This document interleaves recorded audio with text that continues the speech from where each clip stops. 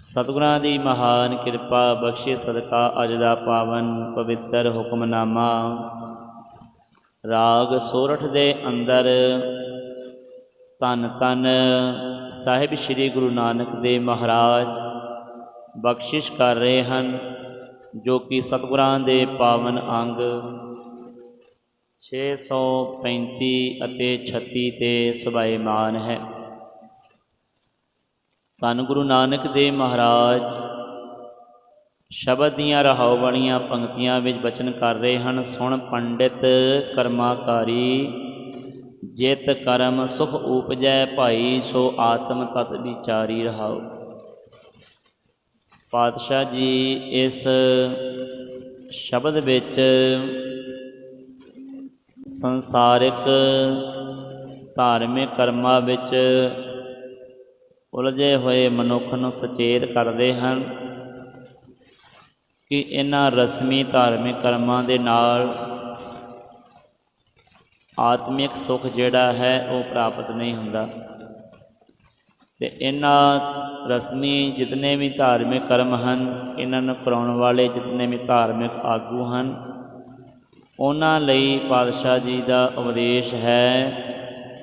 ਕਿਉਂਕਿ ਜਿਵੇਂ ਕੋਈ ਧਾਰਮਿਕ ਆਗੂ ਕਿਸੇ ਧਾਰਮਿਕ ਕਰਮ ਬਾਰੇ ਸੰਗਤਾਂ ਨੂੰ ਲੋਕਾਂ ਨੂੰ ਦੱਸਦਾ, ਉਵੇਂ ਹੀ ਜਿਹੜੇ ਲੋਕ ਹਨ ਉਹਨਾਂ ਧਾਰਮਿਕ ਕਰਮਾਂ ਨੂੰ ਰਸਮਾਂ ਨੂੰ ਨਿਭਾਉਣਾ ਸ਼ੁਰੂ ਕਰ ਦਿੰਦੇ ਨੇ। ਅਤੇ ਪਾਤਸ਼ਾਹ ਜੀ ਨੇ ਇੱਥੇ ਸੰਬੋਧਨ ਕੀਤਾ ਹੈ ਪੰਡਤ ਨੂੰ। ਸੁਣ ਪੰਡਿਤ, ਕਿਉਂਕਿ ਪੁਰਾਤਨ ਸਮੇਂ ਵਿੱਚ ਕੇਵਲ ਇੱਕ ਪੰਡਿਤ ਹੀ ਬਹੁਤ ਵੱਡੀ ਗਿਣਤੀ ਲੋਕਾਂ ਨੂੰ ਧਰਮ ਦਾ ਉਪਦੇਸ਼ ਦਿੰਦਾ ਸੀ। ਅਤੇ ਇਸ ਲਈ ਪਾਤਸ਼ਾਹ ਜੀ ਨੇ ਆਪਣੇ ਸਮੇਂ ਦੇ ਧਾਰਮਿਕ ਆਗੂ ਭਾਵ ਕਿ ਪੰਡਤਾਂ ਨੂੰ ਇਹ ਬਚਨ ਕੀਤਾ ਕਿ ਸੁਣ ਪੰਡਿਤ, ਹੈ ਪੰਡਿਤ ਕਰਮਾਕਾਰੀ, ਤੂੰ ਧਾਰਮਿਕ ਕਰਮਾਂ ਦਾ ਰਸਮਾਂ ਦਾ ਉਪਦੇਸ਼ ਦੇਣਾ ਲੋਕਾਂ ਨੂੰ। ਜਿਵੇਂ ਕਿ ਧਾਰਮਿਕ ਕਰਮ, ਜਿਵੇਂ ਤੀਰਥ ਯਾਤਰਾ, ਤੀਰਥ ਇਸ਼ਨਾਨ, ਹੋਰ ਜਪ ਤਪ ਸੰਜਮ, ਅਨੇਕਾਂ ਕਰਮ ਨੇ ਧਾਰਮਿਕ, ਜਿਨ੍ਹਾਂ ਦੇ ਬਾਰੇ ਲੋਕਾਂ ਨੂੰ ਦੱਸਦੇ ਆ ਕਿ ਇਹ ਧਾਰਮਿਕ ਕਰਮ ਕਰਦਿਆਂ ਜੀਵਨ ਦੀ ਸਫਲਤਾ ਪ੍ਰਾਪਤ ਹੁੰਦੀ ਹੈ।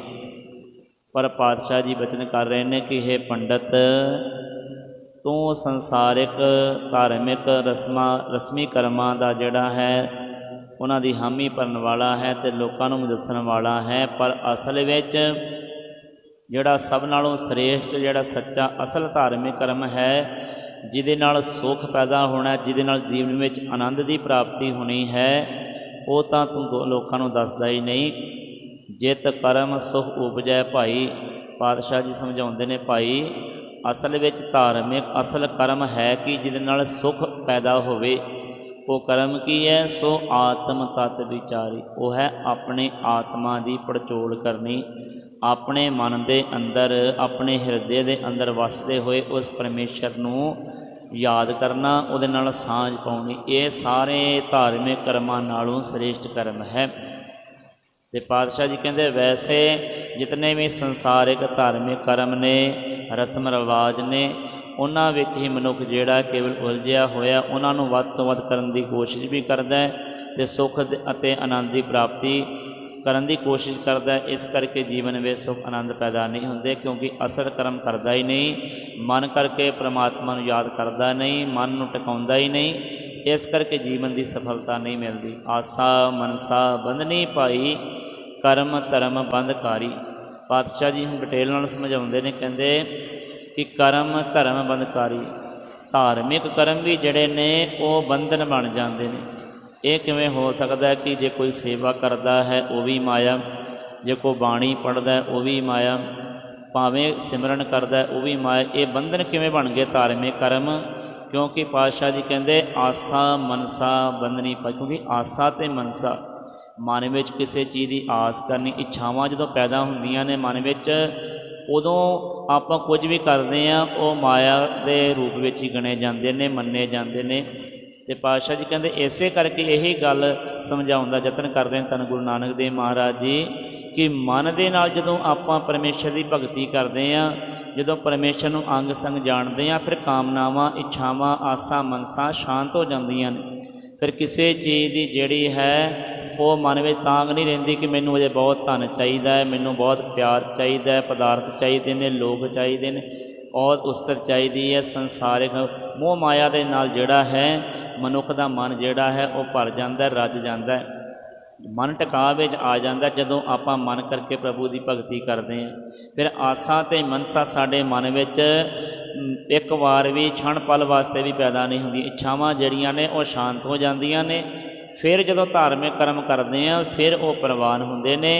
ਜਦ ਤੱਕ ਮਨ ਟਿਕਿਆ ਨਹੀਂ, ਅਜੇ ਪਰਮੇਸ਼ਰ ਦੇ ਚਰਨਾਂ ਨਾਲ ਜੁੜਿਆ ਨਹੀਂ, ਆਪਾਂ ਜ਼ਿੰਦਗੀ ਭਰ ਧਾਰਮਿਕ ਕਰਮ ਕਰਦੇ ਰਹੇ, ਅਸਲ ਕਰਮ ਕੀਤਾ ਨਹੀਂ, ਪ੍ਰਭੂ ਦੀ ਭਗਤੀ ਮਨ ਕਰਕੇ ਕੀਤੀ ਨਹੀਂ, ਦਿਲੋਂ ਯਾਦ ਕੀਤਾ ਨਹੀਂ। ਇਸੇ ਕਰਕੇ ਕਰਮ ਧਰਮ ਬੰਧਕਾਰੀ ਕੀਤੇ ਹੋਏ ਧਾਰਮਿਕ ਕਰਮ ਵੀ ਜਿਹੜੇ ਨੇ ਉਹ ਬੰਧਨ ਬਣ ਜਾਂਦੇ ਨੇ। ਪਾਪ ਪੁੰਨ ਜਗ ਜਾਇਆ ਭਾਈ, ਪਾਪ ਜਾਂ ਪੁੰਨ ਇਹਨਾਂ ਦੇ ਚੱਕਰ ਵਿੱਚ ਹੀ ਮਨੁੱਖ ਜਿਹੜਾ ਹੈ ਸੰਸਾਰ ਵਿੱਚ ਜੰਮਦਾ ਮਰਦਾ। ਬਿਨਸੈ ਨਾਮ ਵਿਸਾਰੀ, ਅਤੇ ਉਸ ਪਰਮੇਸ਼ਰ ਨੂੰ ਭੁਲਾ ਕੇ ਪਰਮੇਸ਼ਰ ਦੇ ਨਾਮ ਨੂੰ ਜਿਹੜਾ ਅਸਲ ਕਰਮ ਸੀ ਪਰਮੇਸ਼ਰ ਨੂੰ ਯਾਦ ਕਰਨਾ ਮਨ ਕਰਕੇ, ਅਤੇ ਪਾਤਸ਼ਾਹ ਜੀ ਕਹਿੰਦੇ ਉਹ ਕੀਤਾ ਨਹੀਂ। ਇਸੇ ਕਰਕੇ ਜੀਵਨ ਜਿਹੜਾ ਹੈ ਖੁਆਰ ਹੋਇਆ। ਇਹ ਮਾਇਆ ਜਗ ਮੋਹਣੀ ਭਾਈ, ਕਰਮ ਸਭੇ ਵਿਕਾਰੀ। ਕਹਿੰਦੇ ਇਹ ਮਾਇਆ ਜਿਹੜੀ ਹੈ ਕੋਈ ਮਾੜੀ ਮੋਟੀ ਚੀਜ਼ ਨਹੀਂ, ਬਹੁਤ ਹੀ ਪਾਵਰਫੁੱਲ ਹੈ। ਕਿਉਂਕਿ ਪਰਮੇਸ਼ਰ ਨੇ ਆਪਣੇ ਤੋਂ ਵੱਧ ਜਿਹੜੀ ਕਿਸੇ ਨੂੰ ਤਾਕਤ ਦਿੱਤੀ ਹੈ, ਆਪਣੇ ਆਪ ਤੋਂ ਜਿਹੜੀ ਘੱਟ ਦੂਸਰੇ ਨੰਬਰ ਦੀ ਜਿਹੜੀ ਤਾਕਤ ਹੈ ਉਹ ਮਾਇਆ ਹੀ ਹੈ, ਉਹ ਕੁਦਰਤ ਵਿੱਚ ਹੈ। ਆਪਾਂ ਜਿਹੜੇ ਮਨੁੱਖ ਹਾਂ ਇਹ ਤਾਂ ਬਹੁਤ ਪਿੱਛੇ ਆ। ਪਰਮੇਸ਼ਰ ਜਿਹੜਾ ਹੈ ਸਭ ਤੋਂ ਵੱਡਾ ਹੈ, ਅਤੇ ਪਰਮੇਸ਼ਰ ਤੋਂ ਜੇ ਥੱਲੇ ਕੋਈ ਹੈ ਉਹ ਮਾਇਆ ਹੀ ਹੈ। ਸੰਸਾਰ ਇੱਕ ਕੁਦਰਤ ਹੀ ਹੈ। ਆਸਾ ਦੀ ਵਾਰ ਵਿੱਚ ਵੀ ਧੰਨ ਗੁਰੂ ਨਾਨਕ ਦੇਵ ਮਹਾਰਾਜ ਜੀ ਇਹ ਗੱਲ ਸਮਝਾਉਂਦੇ ਨੇ, ਕਹਿੰਦੇ ਆਪੀਨੇ ਆਪ ਸਾਜਿਓ, ਆਪੀਨੇ ਰਚਿਓ ਨਾਓ, ਦੋਏ ਕੁਦਰਤ ਸਾਜੀਏ। ਦੂਸਰੇ ਨੰਬਰ 'ਤੇ ਪਰਮੇਸ਼ਰ ਨੇ ਕੁਦਰਤ ਬਣਾਈ, ਭਾਵ ਕਿ ਪਰਮਾਤਮਾ ਤੋਂ ਜੇ ਘੱਟ ਕਿਸੇ ਦੀ ਤਾਕਤ ਹੈ ਉਹ ਸੰਸਾਰਿਕ ਮਾਇਆ ਦੀ ਹੈ, ਇਹਨਾਂ ਵਿਕਾਰਾਂ ਦੀ ਹੈ, ਅਤੇ ਇਹਨਾਂ ਦੇ ਵਾਸ ਵਿੱਚ ਆਪਾਂ ਬਹੁਤ ਜਲਦੀ ਆ ਜਾਂਦੇ ਹਾਂ। ਇਸੇ ਲਈ ਪਾਤਸ਼ਾਹ ਜੀ ਕਹ ਰਹੇ ਇਹ ਮਾਇਆ ਜਗ ਮੋਹਣੀ ਪਾਏ, ਸਾਰੇ ਸੰਸਾਰ ਨੂੰ ਆਪਣੇ ਮਾਇਆ ਦੇ ਮੂੰਹ ਵਿੱਚ ਫਸਾ ਕੇ ਰੱਖਿਆ ਹੈ। ਕਰਮ ਸਭੇ ਵਿਕਾਰੀ, ਇਸੇ ਲਈ ਸਾਰੇ ਕਰਮ ਜਿਹੜੇ ਨੇ ਉਹ ਵਿਕਾਰਾਂ ਵਾਲੇ ਬਣ ਜਾਂਦੇ ਨੇ, ਭਾਵੇਂ ਕੋਈ ਧਾਰਮਿਕ ਕਰਮ ਹੋਵੇ, ਦੁਨਿਆਵੀ ਕਰਮ ਹੋਣ। ਇਸੇ ਕਰਕੇ ਪਾਤਸ਼ਾਹ ਜੀ ਕਹਿੰਦੇ ਅਸਲ ਕਰਮ ਹੈ ਆਤਮ ਤਦ ਵਿਚਾਰੀ, ਆਪਣੇ ਮਨ ਦੀ ਪੜਚੋਲ ਕਰਨੀ, ਮਨ ਦੇ ਅੰਦਰ ਵਸਦੇ ਹੋਏ ਉਸ ਪਰਮੇਸ਼ਰ ਨੂੰ ਯਾਦ ਕਰਨਾ। ਇਹ ਸਾਰੇ ਧਾਰਮਿਕ ਕਰਮਾਂ ਨਾਲੋਂ ਸ੍ਰੇਸ਼ਟ ਕਰਮ ਹੈ।